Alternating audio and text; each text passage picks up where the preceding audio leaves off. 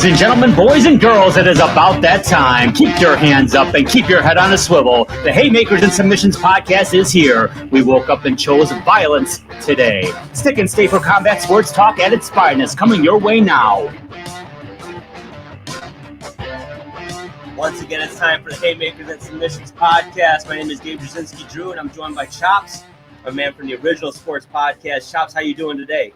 Good, man. It's great to be seen, man. Great to be seen, you know. Yeah. So I'm just good to be here. You know, we got a lot of things going on, and I'm excited about what we got on, you know, MMA, boxing. I'm excited about it, man. I'm excited about it. But real quick, before we get to it, of course, everybody knows the biggest thing going on in sports this week is the Super Bowl. Yes, it is. Who you got, man? Real quick, who you got? Yeah, it's a tough one. And if you watched me on Sports Peninsula podcast, my picks have been really stellar. Not at all. Not at all. I think this one's tough. I'll be honest with you. I don't see the Chiefs falling short again. I just don't see it happening. The Eagles are a damn good football team. They were the team I really feared as a Lions fan from the get-go. They had a little rougher start, and then they caught fire, and they were kind of under the radar. Yeah. Since because of Minnesota and Detroit, and they kept doing their thing. They're a very good team. It's going to be a very close game, I think. I got the Chiefs getting the three-peat. I feel you. Man, I do. I like the Eagles. They're tough on defense. They're punching people in the mouth on defense. On offense, if you want to stop the run game in Barkley, you know, Hurst can hurt you with his legs. If you put too many men in the box, he's got some nice wide receivers and a nice tight end. Here's the thing, man, and I'm not going to get on my soapbox and whatever have you, everybody complaining about the calls that the Chiefs get. And when you do study, and I've been reading up and studying it, the Chiefs are getting significantly more calls than other teams. Mm-hmm. They're also, I believe, 12 or 13, 14, somewhere around there, that many games they won this season by one-score games. Those calls make a difference. They do. Those calls are making differences. Now, here's the thing, which I talked about, which is key, though. The Bills had their opportunity to beat the Chiefs. They had their opportunity, right? Yep. Even if you take away that fourth down they took away from Allen, the first two plays leading up to that, they had it. Spagnuolo called a great defense, and Allen went to the wrong guy. He had a hot read, and you know, your boy, I'm looking at the chronic, whatever the dude's name was, he got to catch that ball. He has to catch that. But the difference is, even though they, as in the Chiefs, are getting calls, they don't make mistakes. Think about it. They threw it to Juju. Juju hasn't done much all year. They threw it to Juju. He got a big time first down on third down. Then they throw it to Pirine. Pirine hadn't touched the ball all game. Yep. So you throw a pass to him 3-4 yards out of the backfield, then he's got to run another 4 to 5 yards to get that first, and he has to beat a defender. They make the plays that their opponents don't. Now, of course, like I said, the calls may help because they're only winning by one score, but they are not making mistakes. They're not making mistakes, you know, but everything must come to an end. Everything must come to an end. And just with the Eagles and the way they're playing and how they're man, they've got a great O-line. The Chiefs have a good D-line. I'm excited about this one come Sunday. I'm really excited about this one, man. So, but like I said, I'm going with the Eagles. And again, I'm a Pittsburgh guy, so at least I want to keep it in state. I'm going with the Eagles. Yeah, I was going to comment on that. I am not an Eagles fan. They've got Detroit's number. There's never been a rivalry there, but I mean, they just always seem to always have their number. It's a tough pick for me, but the Chiefs' defense, I think, is not given enough credit. Their defense is unreal. I mean, It is real good. Chris Jones is amazing. Ooh. They're good. They're a good football team. So yeah, it's gonna be a hell of a game. Man. Absolutely. All right, let's jump into the world of combat sports. We're gonna kick it off with a little MMA, and we're gonna talk about. We're gonna recap that Fight Night 250. Let's talk about that, Chops. What would you see there? I was disappointed in a lot of it, man, because it just wasn't what I expected. You had Sergey and you had Rosenstrike. Biggie Boy, they've already released him. His performance was terrible. He then went on social media and said he believes they had freshly painted the locker rooms and the smells got to him. Maybe they did, maybe they didn't. I don't know. He's never shied away from a fight before, but I just don't know. I don't know. I expected more fireworks. I expected to be more leather thrown in that fight. And there wasn't, man. There just wasn't. So it was sort of disappointing to me on that aspect. You know what I mean? Mm-hmm. So just being honest, Sergey did more. Biggie Boy didn't do enough, and that's why he took the L. Just keeping it 100. That's why he took the L. Then you had MVP versus the Bullet. In the Bullet, I think having someone not stand in front of him and move so much, it played a difference. It threw off his timing. I understand he only had the one eye, but most of the guys would stand in front of him. And as you saw, your boy MVP was throwing punches and kicks from all different angles.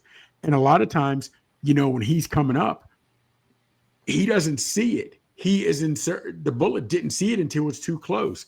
He never was really hurt too much or in trouble.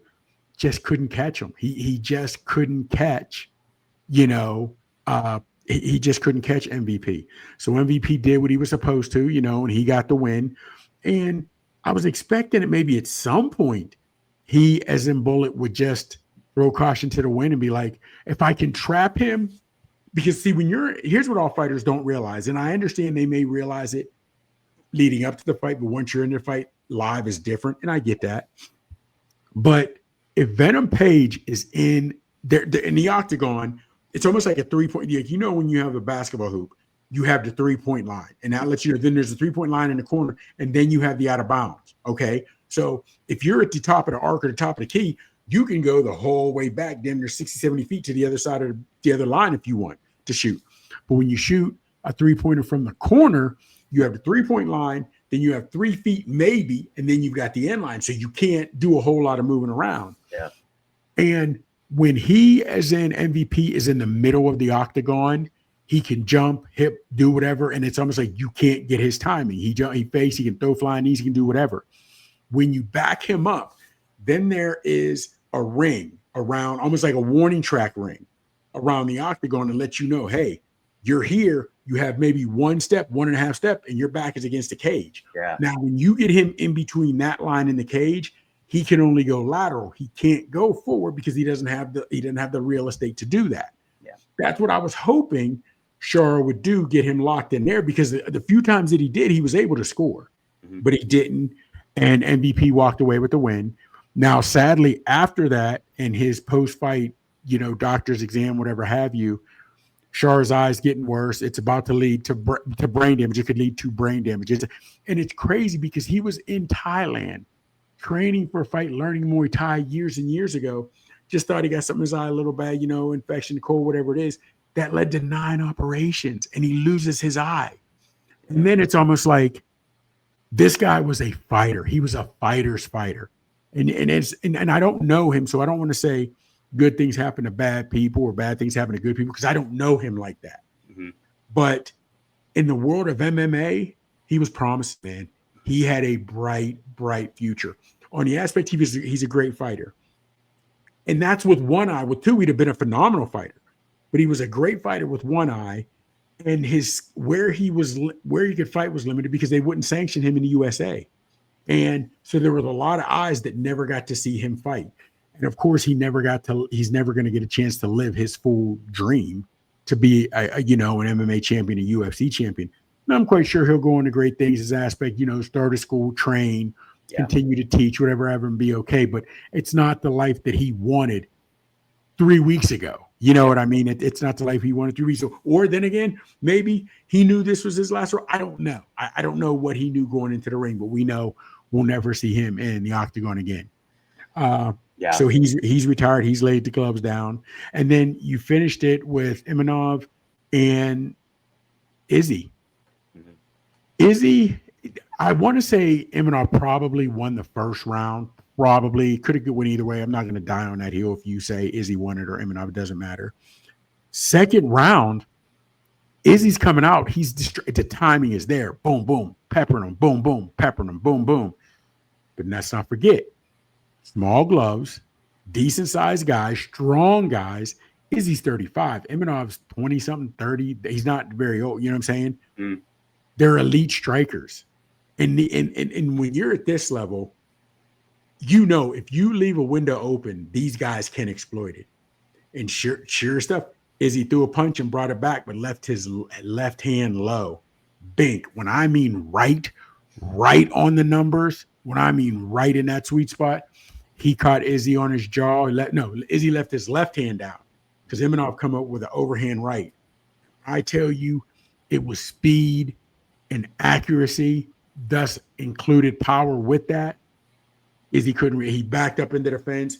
Imanov jumped on him, saw his chance. And see, if it was boxing, he gets knocked down. He can stand up, get a 10 count. Maybe he could. You don't get that in MMA. No. As soon as you hit the ground, your guy jumps on you. If you're a bit dazed, they're calling it.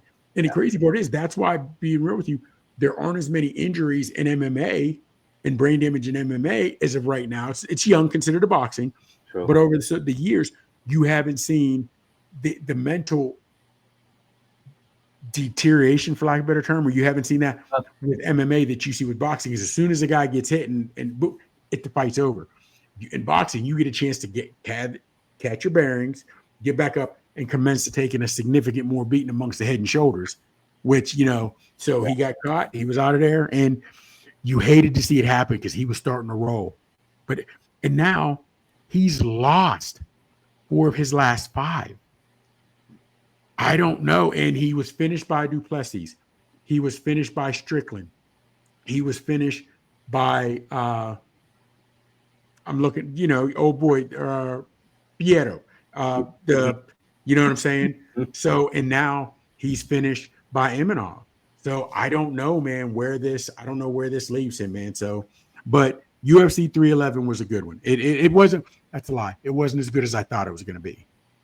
Yeah, I hear you on that. Let's talk about UFC 312 here coming up. It's in Sydney, Australia, I believe, on Saturday. How do you like it? Now, I'm going to do the same thing. The Justin Tafa and Tallison Teixeira, they both only have 7 wins. Tafara has 4 losses. Teixeira doesn't have any. If this fight goes to the 3rd round, I'll be surprised. 2 big heavyweights, throw heavy leather.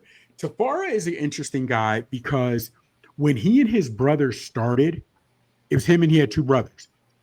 They weren't even in a school, in a gym, like in classes. They were just training to fight. He's an island guy. He's a Samoa. They were just training in his basement, in his garage. Little brother held the pads. They were just learning to fight. That's all they were doing, just fighting. And then worked up to the UFC, and now they're getting paid. God bless them. They've done what they needed to do, but that's a true story of you got to grind if you want it. You got to grind if you want it. I'm only because I don't know much about Tallison Teixeira. I really don't. I'm going to go with Tafa. I'm really going to go with Tafa. Either way, I think there will be leather thrown in this. I don't think either guy has been in it long enough, like Sergey or Biggie Boy was last fight, where they're seasoned veterans. They're worried about, losing. These guys are coming to bring it. They're young. They don't know any better in a lot of ways. You know what I mean? Yeah. Only way I know to go is to seek and destroy. So that'll be a good one on that way. Oh, now, then you got Zhang Wei against Tatiana Suarez. That's this strawweight, right? What's that, man? For the strawweight title? Yeah. And it's going to be crazy because Suarez is a big strawweight. She's a big strawweight. It's hard to believe she weighs in at 115. She's lean and at 5'5", and it's going to be crazy because her and Wei are the same height, but she looks longer than Wei. She just looks longer. Now, Suarez is a wrestler that she's phenomenal. She's like that. She's almost like Khabib, for lack of a better term, with her. I don't want to say one-dimensional like that, but she is coming to wrestle you, and that's where it's going. She'll strike enough, throw some hands to get you down, but she wants to get you on the mat and take you out of there. Okay. Wei is strong. She's a hell of a striker. Kicks, hands. She knows grappling, but she's not the wrestler that Suarez is. So it's going to be interesting to see where this one goes. Suarez only has 10 fights, but she's so much more experienced than that. She's had it hard, man. Was it 1920, whatever have you? Her neck was bothering her. Come to find out, she ended up having thyroid cancer. I believe it was no thyroid cancer. Got that taken care of. Then she's coming back training, destroys every ligament in her knee. She had to fight back from that. So she is in Suarez is definitely a warrior. Zhang Li Wei is no chump either, Weili is no chump either. This is truly because the women always bring it regardless, because I still think women are trying to prove to people we can do this. You know what I mean? I understand, like in boxing, their rounds are only 2 minutes, so they don't have that leeway of trying to do a little bit of feeling out. But also in boxing, the women try to get it going so people stay and watch them to give them a shot. In UFC and in MMA, they're 3-minute rounds. They are the 3-minute rounds. But these women don't mess around. It's going to be a good one. It is going to be a good one. It's going to be hard for me to say this, but I'm going to go with Wei. Suarez is beating everybody in front of her so far, but I'm going to go with Wei. I really am. I'm going to go with Zhang Wei on this one. Now, this last one, now there's more cards on the fights on the card. I'm just going to talk, you know what I mean? Yeah. But Dricus du Plessis versus Sean Strickland. Now, this is two. Mm-hmm. The last time Strickland had the belt, right? Strickland had the belt. Depending on who you talk to, some say Strickland won it. Some say du Plessis won it. Du Plessis won it. That's how he won the belt. Some say Strickland should have had it. And in the 5 rounds, I think it was only the second round where du Plessis actually landed more punches. Now, and more strikes. Now, I'll be honest with you. In a lot of those rounds, first starting out, Strickland wasn't throwing a lot of punches with power. He was just throwing out there to jab, see the range, whatever have you, but he did throw more blows. Now, Strickland is a fighter's fighter. He'll throw front snap, kick a tee. He'll throw different kicks, but he's not going to the head too often. He's not he's coming to street, seek and destroy with those hands. Du Plessis started out a kickboxer before he became MMA. So his craft, his skill set is a little better. You know what I mean? His skill set's a little better. Strickland just fights with such aggression. Du Plessis, he always goes deep and digs for it. You know what I mean? So this fight, again, is going to be ugly. Now, Strickland, it was a good fight. He got a cut, and it was in a bad spot above the eye, so it's bleeding into the eye. Yeah. So a lot of people believe that played a part in the fight too. So this one is going to be just as good, just as entertaining. As much leather being thrown. Now, du Plessis bled a little bit, but his face was beat up. So these guys are not walking away looking like they've been sparring. They're going to walk away looking like they've been in a fight. They've really been in a fight. And honestly with you, man, I'm going to go with du Plessis. I think Strickland might pull. I'm going to go with du Plessis. I'm going to go with du Plessis. Right. Even though my heart, for some reason, is saying Strickland, he's got a tank for days. I just think du Plessis might find a way, get it to the ground, and end up choking him out. He's got a little bit of skill set that way. So that's what I'm going. So I got du Plessis. I got both champs retaining their belts, and I got Tafa coming out over to Shara on the UFC. That makes sense. Saturday, it's going to be a good one. Yeah, man. Let's shift our gears to boxing. Let's talk about last week's card, the Benavidez, David Morrell fight. A great fight. Benavidez gets the UD in this one. What I do want to highlight here is the judges' scorecards. Now you can see that we got Patricia Jarman and Steve Weisfeld had it 115, 111 each. But Tim Cheatham, who's a veteran judge, 118, 108. So and looking at the scoring right now, he gave 1 round to Morrell only, and that was in the 11th with the knockdown, which is kind of odd because, then he takes it. If you look at the card, he's got a 10-8, but he was docked a point in that round. Yeah, I do see where he scratched out. Did he try to put 9 or? I don't know. Actually, all the judges have a 10-8, so that point must have been. Oh yeah, they had the point deduction on the side. I'm sorry. I got you. Yeah. Now here's the thing. Just playing devil's advocate for Cheatham, okay? I know we scored, and I was too about the 115, 111, but being honest with you, I can sort of see where Cheatham scored it that way, only because these rounds were close, But if you say you want to give even those close rounds to the champ, as in Benavidez, I can see it and I can understand it because Morrell wasn't coming out. Oh, he definitely won that round. He definitely won that round. So there was possibly some close rounds where he was giving them and still giving them to Benavidez. You know what I'm saying? Because think about this, okay? There have been fights where it's unanimous decision. The guy wins 108, one. Okay, let's think about this. It was 118, 108. Mm-hmm. At any point, did you think Benavidez was in trouble? No. At any point, did it look to you as though Morrell was starting to get it together to start turning the tides? I would say that I never saw him like taking the momentum away, but I did like Morrell was very consistent. Yeah, I thought he was consistent and he landed consistently. You know, the other thing that you're touching on here, I would say when I did look at the punch stats, Benavidez edged him out in every round. Yeah. Yeah. And he landed more in every round. I'll grant that. Yeah. Now, he was landing some solid shots, Morrell, but Benavidez continued to go to the body. He was continuing to come forward. You know what I mean? There was a spot where Morrell hit him with a nice left hook, I think it was.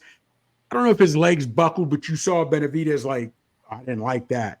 But he ate it, and it was like, oh, I hit him with my best shot, and he's still here. You know what I mean? So, and where I was getting at that with Drew was at no real point that we have, okay, now it's Morrell's time. All right, brother, let's get it going.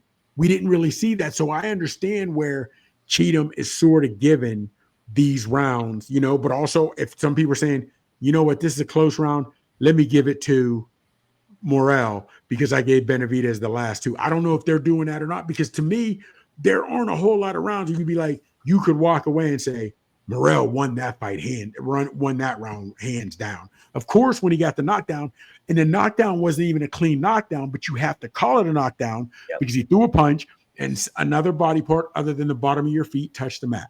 You know what I'm saying? So now I'll be honest with you. I wasn't feeling the point deduction. Too close of a fight, you know what I mean? Too good of a fight, too much on the line for the ref to be involved like that. To me, it was bang, bang. You know what I mean? If you, if you thought, go ahead. No, I didn't like it either because there weren't any issues up to that point. If it had if anything else had happened up to that point, I get it. There was like I've seen guys hold for 5 straight rounds ridiculously and finally get docked a point. Yes, after they get numerous warnings. Yeah, I wasn't digging that either. No. Yeah, and it wasn't even like there was bad blood. There was anger between them in the press conferences leading up to that. But it wasn't like you saw a lot of elbows or shoulder nudges or anything low blows, anything close to low. So that to me was like, whoa, Jack, what are you doing? That was. I just didn't like it. And not that it would have made a difference in the fight. I just didn't like it. I just didn't. I think the fight really unfolded the way I thought it would. I didn't expect Benavidez to have any. I thought it'd be a tough fight, and I thought it'd be a great fight. It was a very good fight. But I kind of expected Benavidez to win like 116, 112, something. And that's kind of what he won because he got knocked down, but then the point deduction, that's what he did, 15, 111. I bristle. I mean, to me, Ty does go to the champion, but I do bristle if a judge is going to go in with that mindset, because then it's like you've already got a bias in your head. So I don't like that. I want judges to watch. I'm not a judge, but I try to watch fights objectively. Oh, absolutely. And then if I see it was so damn close, I'm like, yeah, but the champ never got hurt, and the champ did his thing or her thing. I'm gonna go with the champ on that one. But you know, it just strikes me as like there's already a preconceived notion in the judge's head that I'm gonna favor the champion. I don't like that. And here's the thing: you don't like it, but we're all guilty of even just how you just said it there. You don't go in with that. But if you see the round unfold, if he doesn't take it away from the champ, because we're old school like that, to beat a champ, you got to beat the champ. And if it's close, it goes to the champ. You know what I'm saying? He's earned that the belt. You know what I mean? So, and it's not like Cheatham is Adelaide Bird. Adelaide Bird has had how many, cards called up. It's not like Cheatham's had a lot in his years. So I'd like to believe, don't know the man, but I'd like to believe that's how he goes in. Calling it fair. However, if it's close, it's going to the champ. You know what I mean? Now, I will tell you this real quick. What I did notice, which I thought his corner sort of shortchanged him, is in Morrell. He looked like he might have had an offense when he was trying to box a little bit and dig into his toolbox, not just stand in front of him, move a little bit, get your head off that line, pop that jab, throw punches and bunches, throw different combinations. But he didn't sustain it for an entire round or multiple rounds. And I thought his camp in his corner, you should see things that your man in the fire doesn't see. I just didn't. Now, maybe they've realized, let's not do that because you're going to waste energy and he's going to be standing in front of you doing this at the end of 10, 11, and 12. So we need that energy. I don't know. But I thought, it honestly, as you said, it played out the way you expected. It played out the way I expected on the aspect. A guy with 11 pro fights in there with a seasoned veteran who goes by the moniker, the killer, the monster. Monster, yep. That goes by Monster. And Benavidez did what he always does. He evaporates you. He comes in and takes you over and does what he wants. Now, I admit, Morrell, because of his heart, Cuban fighter, his skill set, he didn't just evaporate like a lot of those other cats. Yeah. But you saw he could not. Benavidez bent his will, or he bent Morrell's will. You know what I'm saying? And I hate to say he bent his will because Morrell never gave up. But he bent his will in the aspect of, I will smother your offense, and then I'm coming. Then I'm coming, and I'm going to be here. I'm going to be here. I'm going to be here. What are you going to do? And Morrell just didn't make any adjustments. He just didn't. Yeah. No, I agree with you. I guess the question now is, like, where do you see David Benavidez going from this fight? That's impressive win. What do you think the future is for him? Okay. The money fight is going to be, I would say, the winner of Beterbiev and Bivol. It would have to be. He had talked, didn't Benavidez, was it Benavidez or who talked about moving up to cruiser? Was it Benavidez who had talked about moving up to cruiser? And you and I were like, cruiserweight, there was someone in cruiser, we're like, cruiser's not an exciting weight class. We were talking about the cruiserweight class. I don't know. I don't remember who said that. But you remember there was a fighter. Okay. Yeah. So there's still some fights for him at 174. Hell, even if he is in Morrell, would like to get two more fights, work on his offense, and say, hey, Benavidez, let's run it back. You know what I'm saying? Yeah. Depending on how. But that's what I would say, to be honest with you, if he is in Benavidez, gets the winner of Beterbiev and Bivol, right? Mm-hmm. If he loses that, I don't know where you go. You know what I'm saying? Does he then fight the loser? Does he fight Bivol again? Bivol, I don't know. Because let's say Beterbiev wins again, okay? Then he gets Beterbiev. If he loses to Beterbiev, does he come back down? Does he try to run it with Bivol? Does he ask, or does Morrell want a rematch? Because maybe he sees some things that we didn't do in this first one that we possibly could capitalize on in the second one. You know what I'm saying? And then maybe we're talking a year, 18 months down the road. So possibly another 74 guy can move up.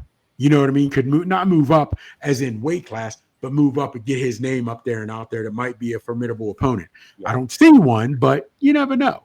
You know what I'm saying? So to me, I think it's going to be the winner of Beterbiev Bivol 2. That's what I'm thinking. And only because we'll talk about this guy later, but Canelo doesn't want it. He could have fought Benavidez at all in 2024 if he'd wanted to. He just didn't. Yeah. You know what I mean? He didn't. So it is what it is. Exactly. No, I'm right with you. I think he should get the winner of the Beterbiev Bivol fight. The only thing that could throw a curve into that is if Bivol were to beat Beterbiev, they may run it back again, and do the third fight. I don't know. I would think. Well, that'd be cool. But now here's what you do. I'd be willing to. I like fights though, but I'd be willing to watch if they ran Benavidez Morrell back again. I don't know if Morrell would do it this quick. You know what I'm saying? Unless but to be honest with you, on the same token, Morrell was never hurt. He was just overwhelmed. Yeah. So maybe they go back to the drawing board and be like, all we have to do is tweak a few things. You know what I mean? You tweak a few things. So it'd be interesting to see, you know what I'm saying? Where do they go? Both camps from here. You know what I'm saying? Both camps from here. Where do they go? What I like about Morrell too, I mean, he fought a tough fight. He lost. There's no doubt about that. But he fought a tough fight. I still like him. I want to see. Yeah. And I'm look forward to seeing, just because David Morrell is a loss, he's got an L now. Okay, well, go back to the lab and get it going. And make it happen, get better. I think he's gonna be a great fighter. But here's the thing though. Yes, he lost, and you have to go back to the to the drawing board. But it's not like he lost to a cat that nobody, you know what I'm saying, who he lost to. So him going back to the drawing board is not as bad as him going back to someone that no business. I don't want to say, yeah, you know what I'm saying? It's better. It was Benavidez. It's not that's not a bad loss to me. You know what I'm saying? No, and that's my point. It's not a bad loss. He's got an L, but it's not like he made a very good showing against a great fighter. A guy that, to your point, Canelo don't want no part of him. There's no doubt about that. I don't know what's going to change. I doubt anything will change, especially after we talk later. But no, he don't want any part of him. So Morrell, that's if you're going to lose. I guess that'd be the way to do it against a great fighter who got you, but you can hold your head high.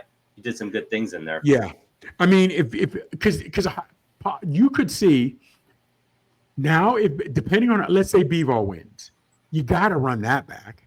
Yeah. So then would he go against Yard? Would he is in Benavidez? Would he go Yard? There's Ramirez. You know what I mean? So there's fights still out there for him. They could, draw some interest. Some interest. So we'll see. Morrell, you're still only 11 fights in, brother. You're still 11 fights in. So you have learning to do. And yes, you had a hell of an amateur career, but there's levels to this. There's experience you're learning. So we'll have to see. You know what I mean? So we'll see. But I'm interested to see what happens with both guys' immediate futures, to be honest with you. Now, this next one we're going to talk about here, you got this one right, and I'm glad you did, because I'm really a big Stephen Fulton fan, but I didn't think he was going to get Figueroa, but he did. Pretty convincing fashion. Your thoughts? I'd like to ask you this. There's no doubt in my mind Fulton won the fight. Was it because Stephen Fulton was that good, or did you see anything in Figueroa that concerned you a little bit? I think Fulton just has Figueroa's number. There are some fighters that just have your number. You know what I'm saying? I think some fighters just have. Was that Vernon Forrest who had Sugar Shane's number?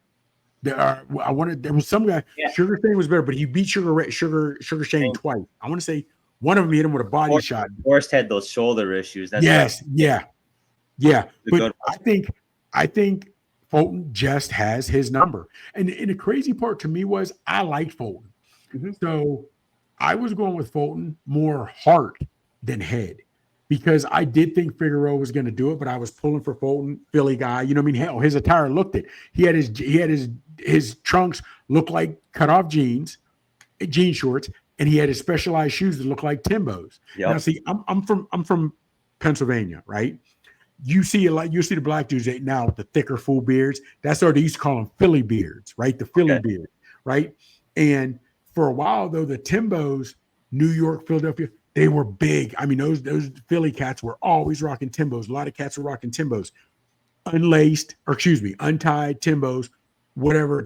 It'd be summertime, and guys would pull up in shorts with their Timbos on. So when he pulls up with the Timbos, I'm like, my dude means business. Yeah. If it had been just a regular cat, somebody not from Philly, somebody not with his background, and wasn't a rematch, I'd have been like, this dude is not taking this serious. But that entire accoutrement, the shoes, the trunks, he was going for a mindset.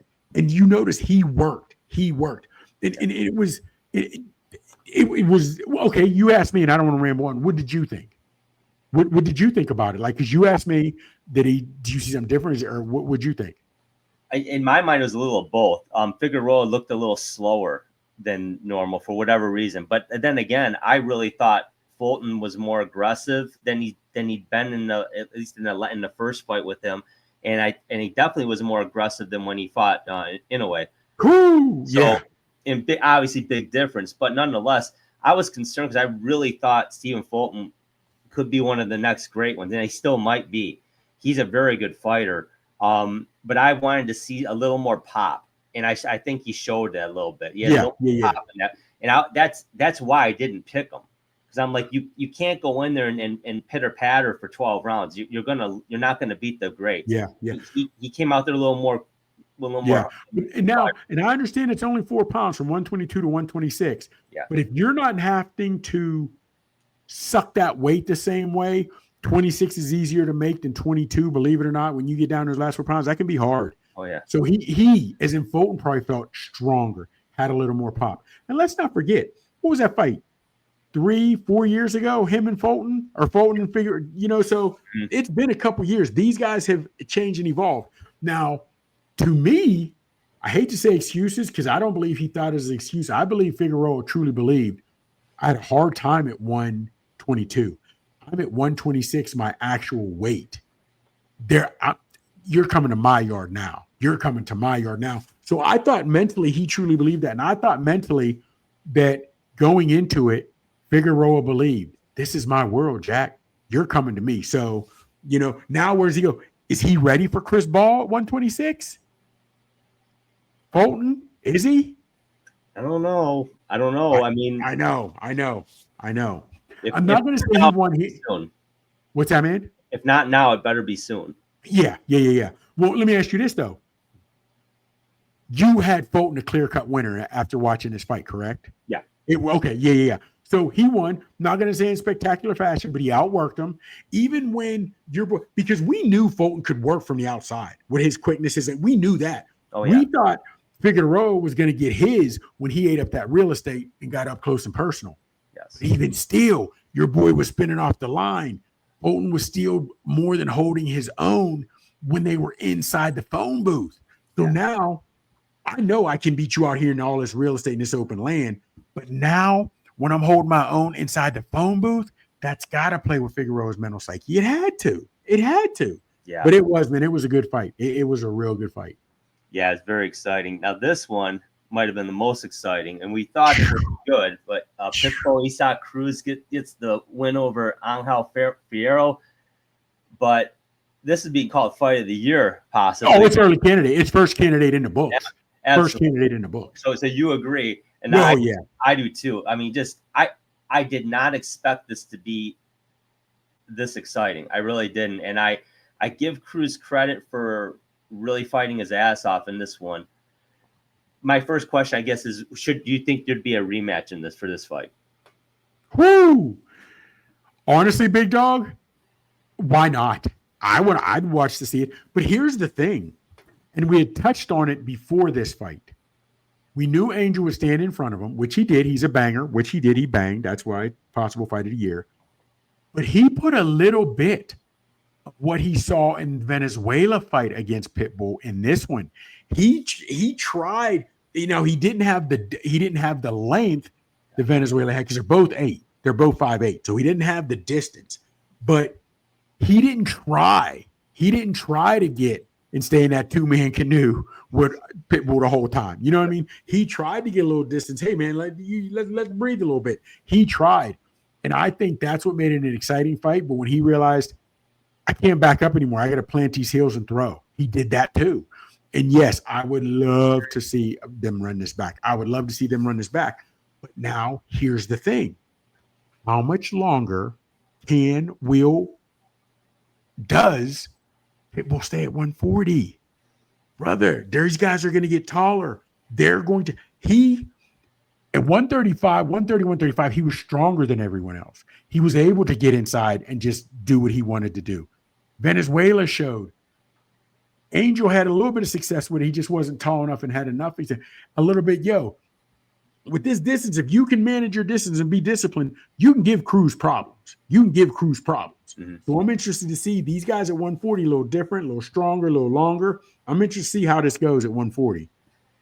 I'm a little concerned about Cruz now. I think if he can go back down to 135, I think that's probably the best bet.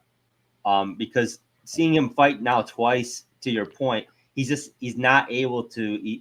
He's still a very good fighter, but he's just not as effective at that weight for whatever reason.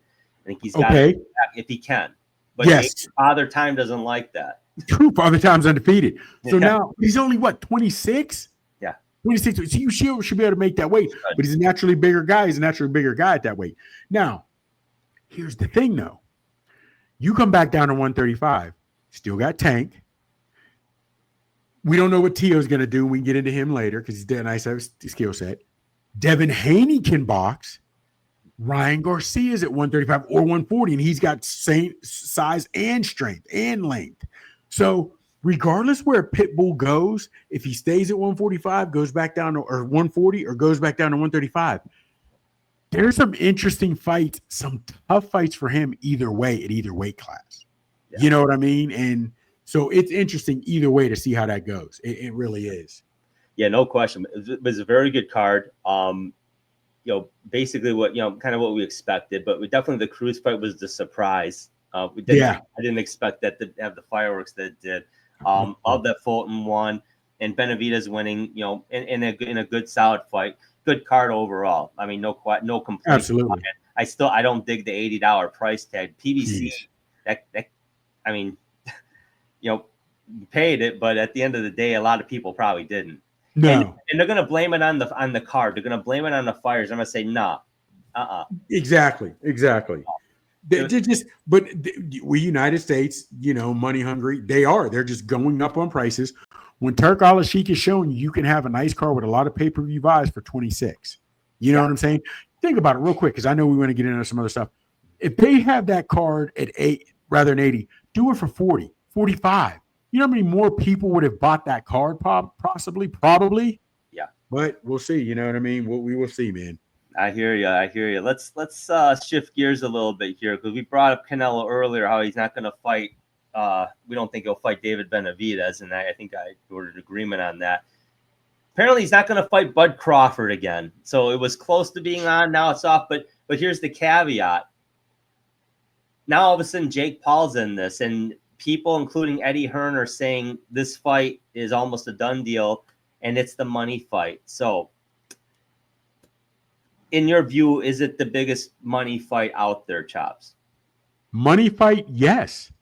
Listen, here's Drew. Again, we're dinosaurs, so you have to put your knowledge aside if you can. Put your knowledge aside. Put your box knowledge aside. Okay. Never in history would we have ever let a guy like Conor McGregor get in the ring with Floyd Mayweather. You'd have never done that. Okay. You'd have never done that. You would have gotten hurt. Years ago, you would have gotten hurt. Now they're paying big money to see a YouTuber and Jake Paul fight guys who are way past their prime.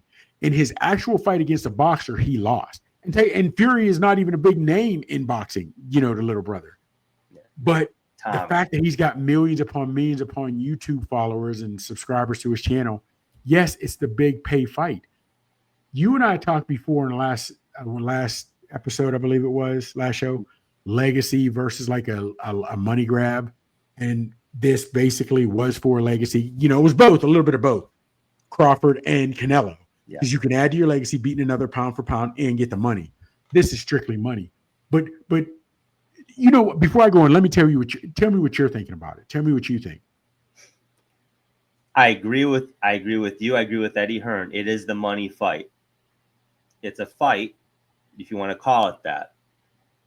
It's WWE with a little sprinkling of boxing. And we saw Roddy Piper fight Mr. T in WrestleMania 2. I remember that. We're old school, right?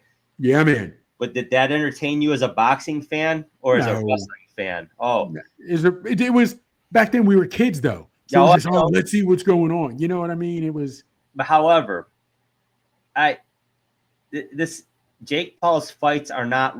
I mean, they're not legit boxing matches. They're not. And I say that there's extra caveats and extra rules put in place to protect them. Okay, whatever. But if you're going to fight, if Canelo Alvarez is going to fight you, then I want to see that fight. Like, honestly, like the Mayweather-McGregor fight, that was a legit boxing match. Yeah, we had to weigh in and everything. Yeah. It was legit. And then the fight was legit. I enjoyed watching that fight. McGregor showed, that MMA doesn't translate to the boxing ring that easily. And Ngannou's shown that too, although they certainly made good. McGregor made a decent showing, at least the first 3 rounds, but he punched himself tired. Yeah. Learned that. But here's the thing. I just I can't support this as a boxing fan. I'm not begrudging them the fact that they're going to make millions of dollars. People will pay to watch it. Millions of people will pay to watch it. I agree. But I'm not going to be one of them. I'm really not. But and if this is the direction we're going to go, then the sport of boxing ceases to be what it was, at least in my mind. And without question. Without question. Anything else. But they're talking about this could be between $80 to $100 million payday for Canelo. Okay. They're also going to disrespect. And right now they're talking about doing this. You had September. I'd read multiple articles. They may do this on Cinco de Mayo, May 3rd, but the Cinco de Mayo. Cinco de Mayo in boxing is always reserved for a big Mexican fight. How could you even consider desecrating Cinco de Mayo as a fight fan with Jake Paul versus Canelo? But even more than that, Jake Paul weighed in at 227 or something like that when he fought Tyson. Canelo's 168, 170. 68, moving up to 160. Where are you going to fight? What weight are you going to fight? Yeah. You know what I mean? What weight are you going to fight? And Jake Paul has never tried to make a significant weight cut. How is he going to, what weight are you going to fight? So you're going to, if you ask Jake Paul to come down to what, 180, say they fought at a catchweight 185. So you're going to ask Canelo to go up 20 pounds, Jake Paul to come down 35 pounds, something like that, whatever. Really? 40 pounds? I mean, to me, that's where we are as a society. You know what I mean? Now, think about it, man. When we were kids, Dave, you're in 3rd grade. What do you want to be when you grow up? I want to be a lawyer. I want to be a doctor. I want to be a policeman. I want to be a fireman. Now, little Jimmy, what do you want to be? Asked him in 3rd grade. I want to be a YouTuber. That's where we are as a society. And the fact that people want to put aside Crawford and Canelo, legitimate guys that could be on some people's Mount Rushmore of pound for pound fighters ever. For Jake Paul. And I don't begrudge Paul. What was the old lyric? Give me the loot, put the money in a bag. I get it. If you're going with Wu-Tang, cream, cash rules everything around me. I get it. And if you're going to, but you do realize that in boxing is the equivalent to selling your soul. Mm-hmm. I'm not going to take a legit guy. I'm going to become a spectacle for the cash. You already have more money than you can spend. Really? So again, it's going to get eyes. People are going to, and here's my thing. How does Tyson was old and it was in there. The longer Tyson goes, the more he makes. Canelo doesn't need that. I didn't think Tyson needed it. Canelo, I would love to see what these rules are and how Canelo could do this. I know it's more money than he'll ever see, but you've already got generational wealth. You don't need to do this, Canelo. To me, I don't know, man. It's just. I think it's a bullshit sideshow that people will pay millions of dollars to see. I don't doubt that they're gonna laugh their way to the bank. They're gonna say, "Yeah, you're just bitter." No, I'm not bitter. It's just not the sport I love. That's not boxing. Because if this is legit, this fight doesn't go out of the first round, and Jake Paul ain't winning. There's the hint. No, is it right now? Just looked it up. It says Canelo's net worth is somewhere around $250 million. That's generational wealth. Your grandkids will never spend that money. Why are you doing this, man? Why are you doing this? You know what I mean? There's just certain things that should be beneath you. We're not demanding, but that's where we are as a society. They don't want to see. We're in a society again. The young kids, you don't want this smoke. You don't want this smoke. Or the young kids, I want all the smoke. You guys can't even eat gluten these days. Stop acting like you're tough guys. You know what I mean? And Jake Paul is not even fighting legit fighters. He's fighting I hate to say has-been, but he's fighting guys that are way past their prime. No doubt. You know what I mean? He's fighting guys that are way past their prime, that's strictly boxing, strictly throwing hands. And I just can't believe he even. I don't know, man. And I'm telling you flat out, if I'm Canelo, if he has sons, family, I'm hoping someone is telling him, I don't care how much they're paying you. You must realize what this is going to do to your legacy and how you're going to be talked about. And your kids will have to face this rhetoric. Because Mexican fighters in other countries, they don't usually sell out for the money. You remember we talked about like Usyk, like Lomo. These guys gave up boxing to go fight for their countries in war. Yeah. You know what I'm saying? So most of these guys who are of different ilks, whatever, they don't normally just sell out for the money. I don't know, man. And here's the thing with Canelo. I think he's one of the best fighters I've seen in my boxing fandom, 40 years, whatever it is, 45 years. But at the same time, I didn't believe he legitimately beat Triple G in the first fight for sure. And I had him losing the second fight. Yes. But he was handed that first fight. And he didn't lose again. To his credit, he's fought a lot of great fighters. He's been very impressive. He didn't lose again until he fought Bivol, which was at a weight class that was above his head, quite frankly, at 175. Okay. Yeah. And he had beaten Kovalev even at that weight. So, I mean, it wasn't above his head, but he just wasn't going to dominate it. I guess that's the better way of saying it. But to me, you're avoiding David Benavidez like a plague. I know. Bud Crawford is ready, willing, and able to sign a contract to fight you, and you're avoiding him like a plague. That tells me those are red flags for me. And absolutely. And on top of it, there's people that'll say you're full of shit. He beat Triple G. I know he beat him on paper. He didn't win those. He didn't win that. No. Triple G to me won that. Triple G won that. I don't like this for his legacy. I don't like this as a boxing fan for his bank account. Yeah, it's gonna get fat. I mean, shoot. I'm surprised the numbers are that low, Chops. I mean, Mayweather and McGregor, I believe, made 400 and 100 million each. And again, these are early numbers. Numbers. Here's the thing, and it stinks, but at least McGregor was a legit contender from where he came from. You bet. You know what I'm saying? And maybe guys really wanted to see that crossover. But this, just a YouTuber who turned, I'll fight the old guys, I'll fight this, that, whatever. I'll fight guys that are nowhere, shouldn't even be in the ring anymore in a competitive fight. To me, it's just, why are you doing it, brother? Why are you doing it? You know what I mean? So it stinks, man. It really does. It really does. And this, win or lose, maybe he figures I'm going to take criticism. People are going to clown me, and I will be the ass of a lot of jokes. But if I'm making 80 to 100 or plus north of 100 million, it's worth it. I guess. I hope. But you do realize in this sport, that is the equivalent to selling your soul. You're fighting a guy who hasn't earned it. You're fighting a guy who's not legit. You're fighting someone who has not earned the right to be inside the squared circle with you. You are fighting someone who has not paid the dues, but you're doing it for the money. You can't get more of selling your soul. And I'm doing it only for the money. Yeah. To me, you know what I'm saying? So I don't know, man. I don't know. It's going to be interesting. I'm sure the twists and turns will continue over the next few weeks. So who knows? He'll probably have a contract with Bud next week. Yeah, but even in our text, we text, like you text me or I'll text you, it's going down. And what if I send it to you, you send it to me, what's the first reply? I'll believe it when I see him walk in the ring. Believe it when I see him walk in the ring. And on that note, it's a great segue to another couple of guys who on social media seem to want to fight each other, but then they don't.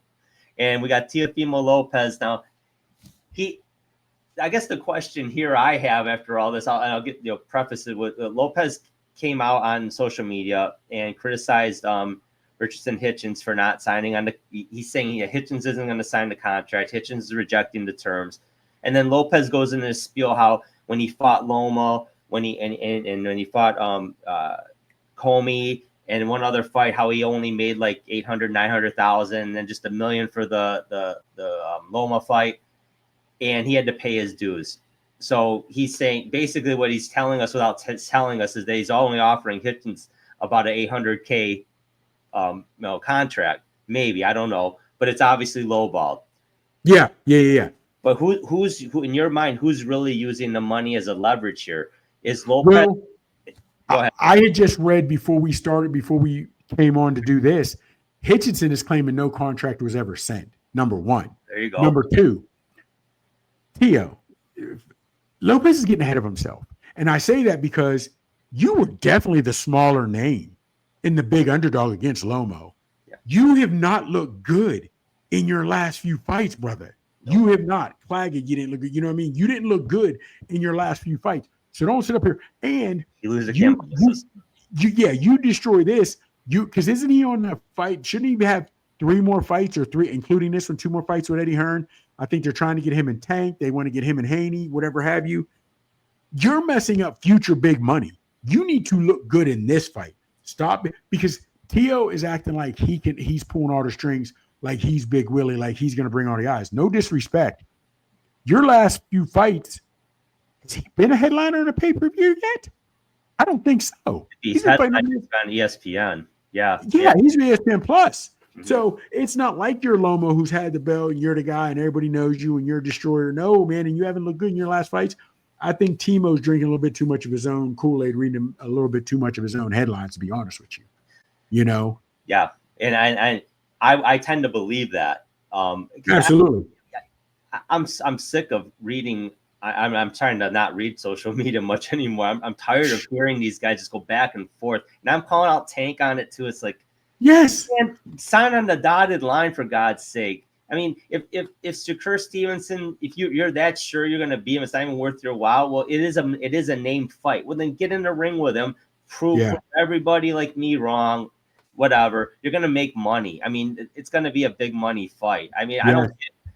But if you want sideshows, I guess we can have Canelo and Jake Paul, and Canelo can literally dance with him for 10 rounds. But here's the thing, though. You can also look past the moment. Look past the moment. Maybe I'm not making as much in this fight, but if I look good, I know I'm making a Brinks truckload full of money against Tank. I know I'm going to make a truckload. If Haney does well, I can make that big money too. You know what I'm saying? Yeah. So look past the moment. But also, you know, let's not forget, Tio is just ahead of himself. He's doing things that, honestly, man, at this point, but let's see, Bertie Pacheco, right? The fight doctor, right? Bertie Pacheco. Bert Sugar, you know, these guys, they're Larry Merchants. They're gone, man. They're not there. You know what I'm saying? So having said that, those guys used to call you out. They used to stand there. Hell, you saw Larry Merchant tell Mayweather, if I was 30 years younger, I'd whoop your ass right here. You know what I mean? Those guys truly meant that. They believed that. You know what I mean? You don't have the Eddie Futches, the Lou Duvas. You don't have those guys like that, the Teddy Atlases, when they were in their prime, when he looked Michael Moore in the face. You better give it all. You're going to kill. You're going to hate yourself in the morning. You're going to hate yourself tomorrow. You know what I mean? Yeah. Nobody's doing that anymore. Nobody's calling each other out, truly calling each other out. We're going to go on Twitter. You know how much easier it would have been to just call me, have my people call your people, let's get on. But no, you want to put it out in the world because perception rules the world. I proceed to talk a whole lot of trash. That's still why I'm liking Benavidez and Morrell, because both of those young fighters were willing to put their O's on the line. Yep. Put their O's on the line. You know what I mean? With you. Hey, we're running. We got a couple minutes left here. Just want to touch base on that. Clarissa Shields. She won last week. She's now the undisputed heavyweight women's champion.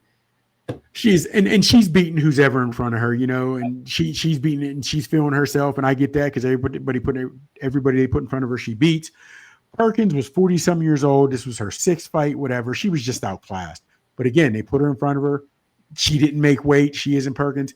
And Clarissa did what she was supposed to do. Real quick, we also have Derek Chisora fighting Otto Wallen this weekend. You know, Otto Wallen this weekend. Yeah. Chisora is 41, so his name shouldn't be big, but there's going to be a lot of heavy leather thrown in that. Who you like in that one? Well, that's a tough one, but I think if it's the Wallin who cut Fury so bad that fight should have been stopped, and it probably would have been if it would have been a name fighter in front of him. If he can dig deep again and get that, I think he'll beat Chisora, because I just think Chisora is just he's on the downside. Father time. Yeah, man. But Drew, again, great night tonight, man. You know me, we did our hour, but we could go 4 more hours about this. Yeah. But hey, great night, man. Appreciate it. Great. Appreciate you. Hey, appreciate everybody watching. Don't forget to hit the like button on the video. Don't forget to subscribe to the channel. We have content weekly. For Chops, I'm Drew. Take care, everybody. We'll talk to you soon.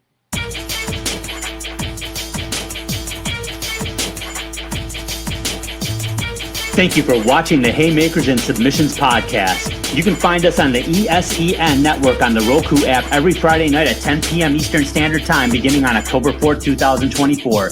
Check us out on Twitter X. Our handle is @HeySubPod, capital H, capital S, capital P. You can also subscribe to our YouTube channel so you don't miss a single episode. Just go to your web browser and type in www.youtube.com/@Haymakers and Submissions Podcast, as we will drop content weekly. Whether it's boxing, MMA, or wrestling that gets you fired up, you'll get all you need right here at the Haymakers and Submissions Podcast.